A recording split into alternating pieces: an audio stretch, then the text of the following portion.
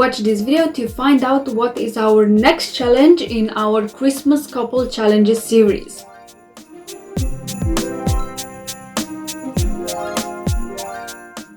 My name is Anna and I own a platform called Better Topics where we regularly help hundreds of couples experience more love, joy and connection and also have a lot of fun. Now, the Christmas Couple Challenges series is a series of 25 challenges that I am doing until Christmas together with my husband. That means that every day until Christmas we are doing one couple challenge. Today's challenge is a very nice one and I really love this. It is creating an activity jar together. Many times, both me and my husband, we are in that situation where we would do something but not really, but don't really have any great ideas, but we want the other one to decide. Pretty much like when we want to eat or not, or order or not order, or go out or don't go out, or when you have to take that type of decision but you're not certain of exactly what you want. When you would eat something but you would want it to be something nice and sweet but savory, and when it's very tough to take a decision. And I have found that this activity jar type, it's quite helpful. I mean, most people use this with their kids around the house, which I think it's a great idea. And I thought, you know what, why not use it as adults as well? Because many times we find each other not knowing what to do and just reverting to old habits like watching TV, binging on YouTube, or watching a movie or a series maybe, but many times we would prefer to do something else, although we don't always have ideas. Hence, I got this idea with the activity jar, for couples. Watch this video to find out exactly what it means, how it's done, and how can you use it. The way you actually do this is by using any jar you have around the house. It can be a simple one, small one, big one. It all depends on your personal preferences. I actually went ahead and decorated my jar because I had this decorating tape for ages around the house and I finally had a reason to use it. I mean, I love crafts and any opportunity for a new craft is great.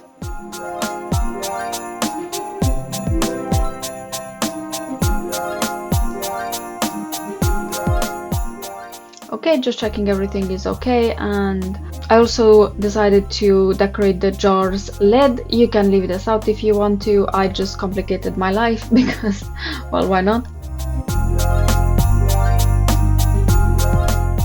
Now, once the jar is decorated, I just went ahead and wrote a label with white ink. I love using white ink, but it just takes ages to dry. So I just left it for a few hours and did something else, and then I came back to it later on. So a couple of hours later, the white ink is dried and looks quite nice.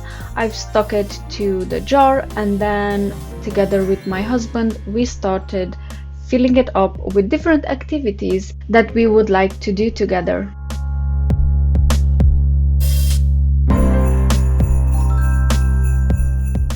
Here I'm just very focused to make sure the label is quite straight on it. Okay, it's done, and let's check it out.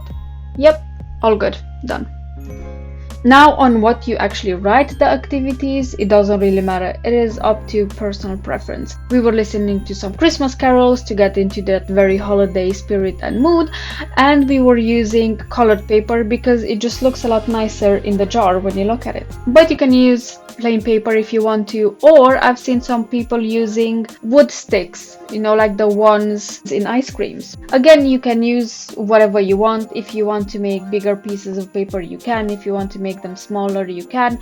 We did them quite small, and then we realized that to fill up this jar we need quite a few. We did it for about an hour and we wrote down almost all activities that we could think of, just to make it more interesting and more of a challenge. We didn't really discuss the activities, so both of us, we just wrote whatever each one of us wanted to without telling the other one what we wanted.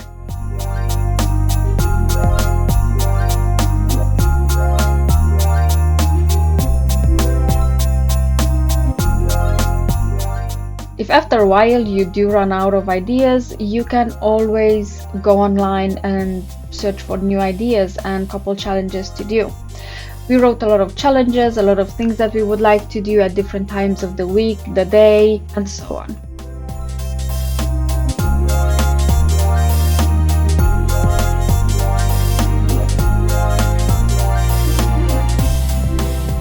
I actually wrote a lot more than my husband, mainly because I was thinking about this for a few days, so I had more ideas prepared than he did.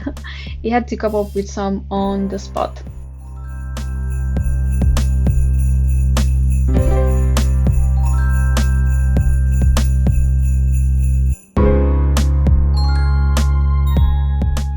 And once Robert finished with his last activity, we went ahead and tried to use it.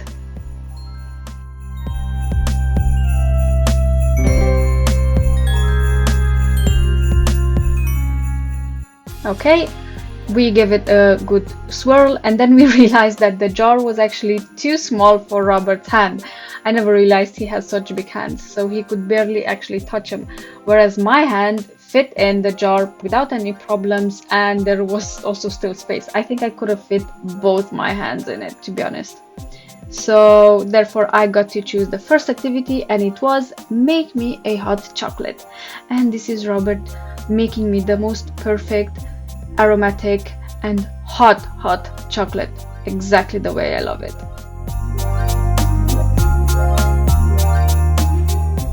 Let me know in the comments below what do you think about this challenge. If you like this video, make sure to hit the like button, subscribe and share it with your friends.